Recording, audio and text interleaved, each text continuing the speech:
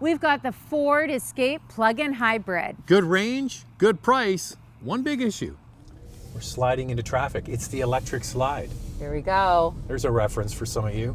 All right, Andrea, we're in the Ford Escape plug-in hybrid. What's under the hood and floor of this thing? A 2.5 liter Atkinson cycle powertrain with an ECVT and a 96 kilowatt electric motor. 221 horsepower, 60 kilometers, 37 miles of EV range, and you can put regular fuel in this PHEV. So you get good range, and the price is very good as well. Still something else we got to get to in a moment. But right now we're going to get into what do you get with this? What are the key standard features?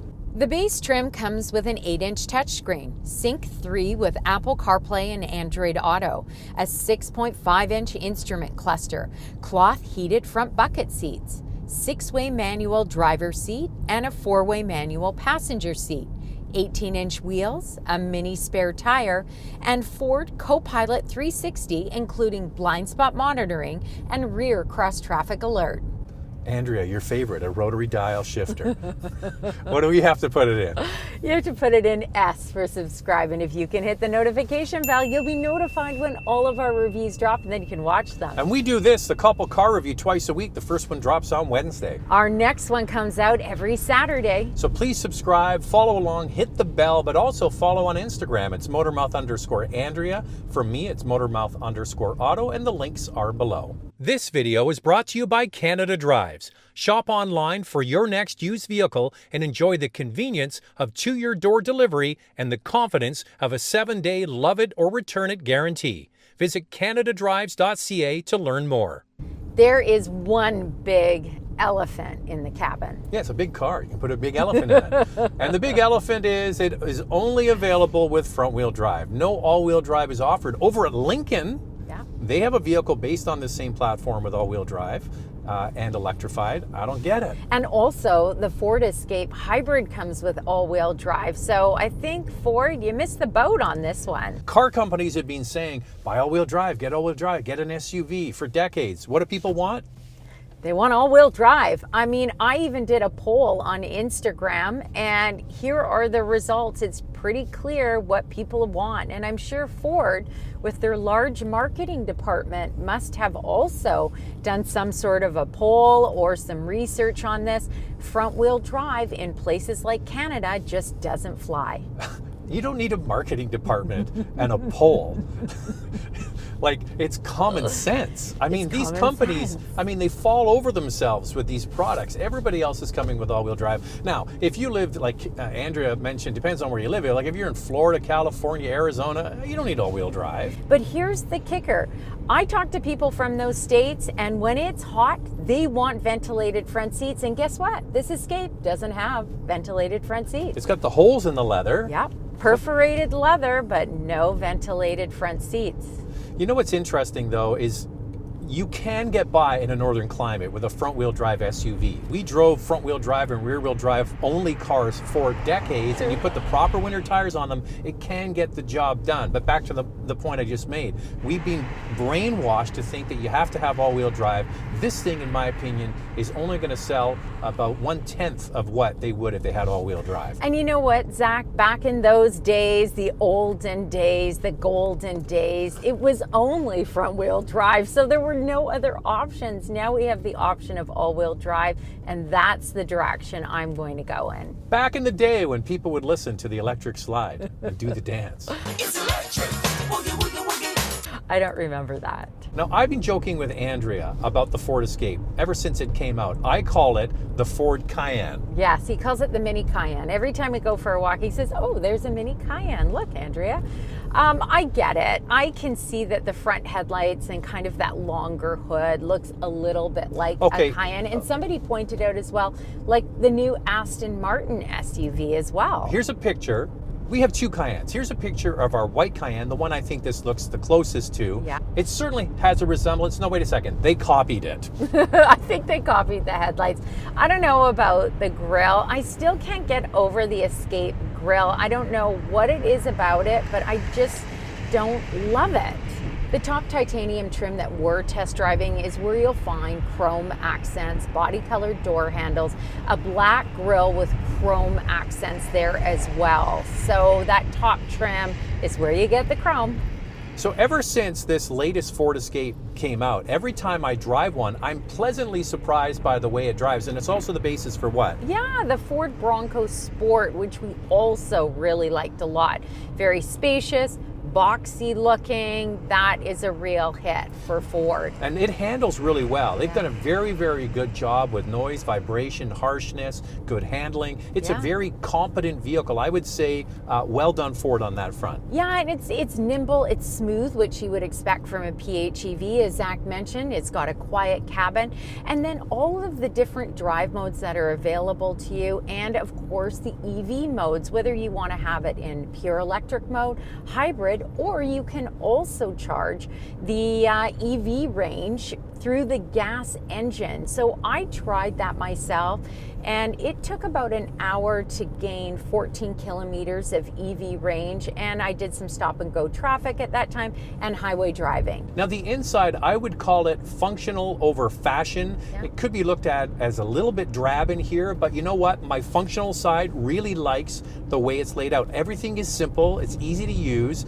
and in an era of touchscreens and annoying interfaces, I like this. Well, the infotainment system is definitely a breeze to use, very intuitive, but we did have some problems with it, and it did freeze on us for about 30 minutes while the car was warming up. Good news is that we had knobs and buttons, so I was able to change the radio station and turn the volume up or down. And after it reset, for whatever reason, we turned the car off, went away, came back. It's been fine ever since, so a fly in the ointment. But the rest of it, like that big screen, for example, behind the steering wheel, that's not standard, is it? No, this is available on the top trim. It's a 12.3-inch digital driver display. It's a nice touch, but I think that SEL middle trim is where you'll find the most value. That is definitely our best value trim. That's where you're going to find a heated steering wheel, power driver's seat, power liftgate, an engine block heater, remote start system, and heated side view mirrors. Now, there are a lot of packages that Ford offers on this, so you do not get a panoramic sunroof in a package. You have to buy it as an a la carte item, except on the top titanium trim. The titanium package comes with a panoramic sunroof. But in the US, all panoramic sunroofs are a la carte items. I love it, because I don't like them. All right, now one of the things is with this vehicle is the price. So make sure you stay tuned because we have our vital stats coming up in a moment. Now on size, you would think the way this thing looks that the back seat is kind of tight, but it's not. It's actually quite roomy. You can see me getting in there. There's plenty of leg room. The one thing I notice about this vehicle is the floor pan is low, so you sit upright. It's quite comfortable. On size, how does it compare? For front row leg room, this is very spacious. It's only the Santa Fe SUV that has more. Space behind the second row, as you said, Zach, is excellent at 40.7 inches, more than the RAV4 and Sorento, but less than the Tucson and Santa Fe. When it comes to carry-on and a cooler, it's pretty clear there's plenty of space back there at 37.5 cubic feet. It's not best in class. Both the RAV4 and Tucson have more, and overall cargo capacity, all of the competitors that we mentioned have more space. So it's pretty obvious that Ford prioritized legroom over cargo space. And you know what? Sitting up here, I like it. Let's see what else you had to ask. What else you had to ask? Is that right? So it's pretty obvious Ford prioritized legroom. I like that. Over.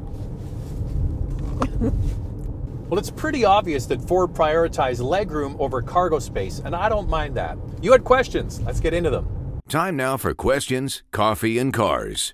Your questions from Instagram. What are the pros and cons of the Escape PHEV versus the RAV4 Prime? I think this is a good one. What is the biggest one, Zach? AWD, all-wheel drive. This has FWD, front-wheel drive. And not an option of all-wheel drive. It really is a shame. And so let's take a look at it, break it down. Obviously, this has a lower starting price than the RAV4 Prime. Yeah, so basically fully loaded is right around where the RAV4 Prime starts, right? That's so right. There is some value there. The RAV4 Prime also comes with more standard features. But heated rear seats, a heated steering wheel, power driver seat. It does come with an 8-inch standard touchscreen, but you can upgrade to a 9-inch. Also, it comes with a larger battery and Yep. more range. So this is around 60 kilometers, that's 68. So you're paying more, you're getting more, and then there's the other part of the equation. What's a Ford front-wheel drive Escape worth in the used market? I don't think much. No. And versus an all-wheel drive Toyota, the bank of Toyota. That's a huge factor. Huge factor, and also because the battery is larger, it's over the 15 kilowatt hour. Guess what? I'm dying here with the heated seats on. Oh, Okay. the heated seats in this are amazing. Yeah. So because you get the larger battery in the RAV4, in Canada, you qualify for the full $5,000 federal rebate, whereas this Escape PHEV only qualifies for $2,500. And it's so close. It almost has the same size yeah, battery. 14.4. If it was just, 0.6 bigger, it would get it. But there you go. How's the interior quality? Compared to some Japanese and Korean competitors, it seems like Ford could have done a little bit better on the interior. What do you think? I think the materials actually are okay. It just kind of looks drab. I like this light wood plastic faux thing on the inside. Yeah. I like the fact it's light. It's kind of different. But it really is kind of drab looking. When you get in there and you touch it, it's soft material. Actually, it's quite a few soft materials. Obviously, some hard plastic, but much better than what Ford usually does. One of the big things about Ford, they make great what, Andrea? Seats. The seats so are comfortable. really good. And now this has ebony and sandstone trim in here. It's leather. Problem is, it only has an 8-inch touchscreen on all models, so there is no upgrade there, That's 8 which you inches? see in some Hyundai products. That's 8 inches? Apparently. It looks tiny. I know. It looks It looks so like little. it's 6.5 know, inches, it's but tiny. apparently it's 8 inches, correct us if we're wrong, on all trims. Well, guys have been using that for a long time. It's 6.5 inches, but we tell you it's 8. I'm just not going to go there. Next question. I'm looking forward to this review as I love the size of the Escape. Would love to know your thoughts between the Escape PHEV and Tucson PHEV. Well, there's no contest. There is no doubt about it, that Tucson PHEV is the one to beat. Even the price point, it starts at under $44,000. And I can't believe the amount of standard features it comes with, from heated and ventilated front seats. It has an 8-inch touchscreen, wireless Apple CarPlay and Android Auto, driver's seat memory, power passenger seats. I mean, why wouldn't you buy it? Well, the thing is, it's also got a huge back seat and a massive cargo area.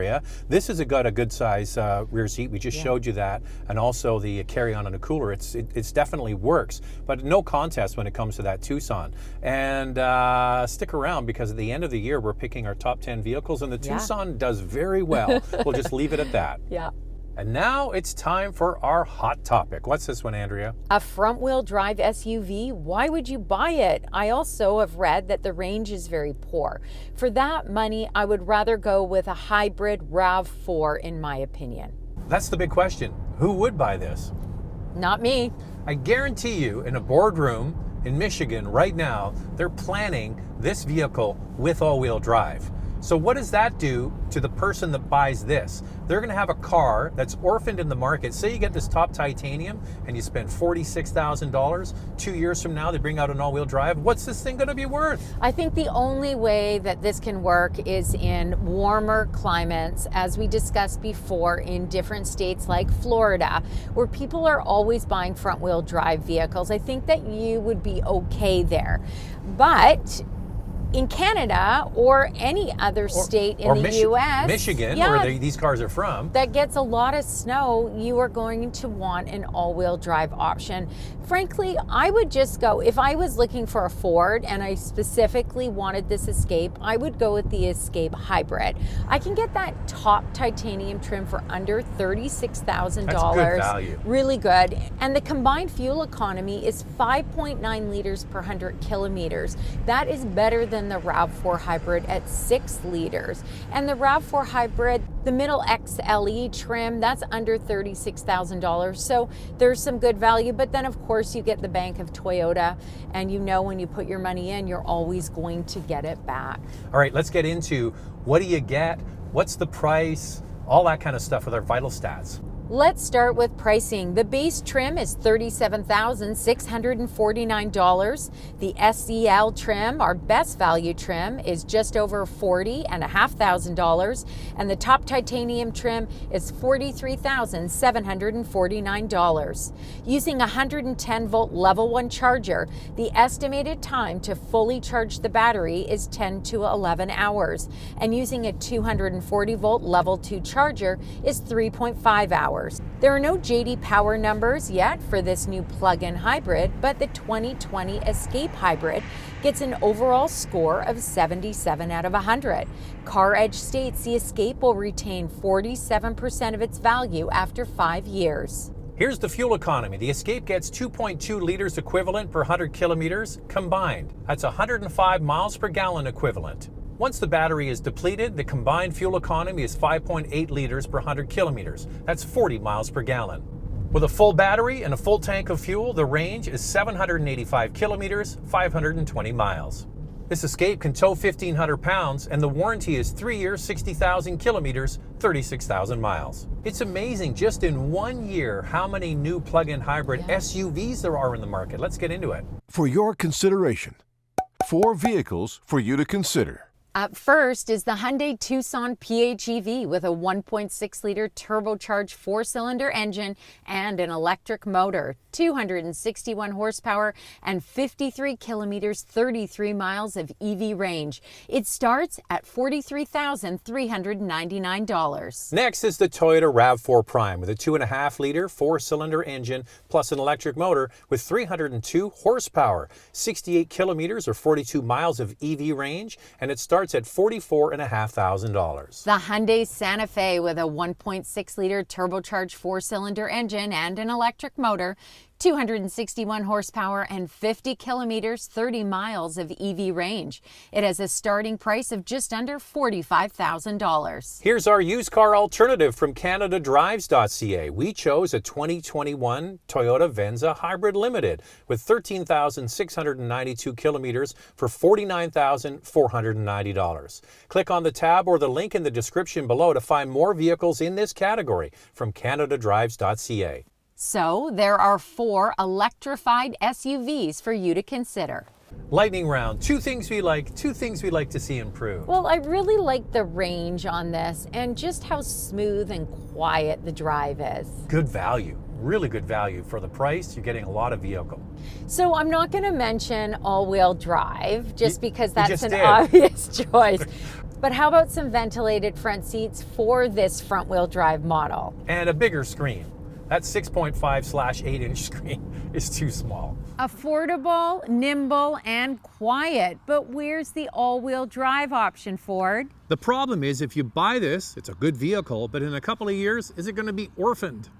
This video is brought to you by Canada Drives. Shop online for your next used vehicle and enjoy the convenience of to-your-door delivery and the confidence of a 7-day love it or return it guarantee. Visit CanadaDrives.ca to learn more.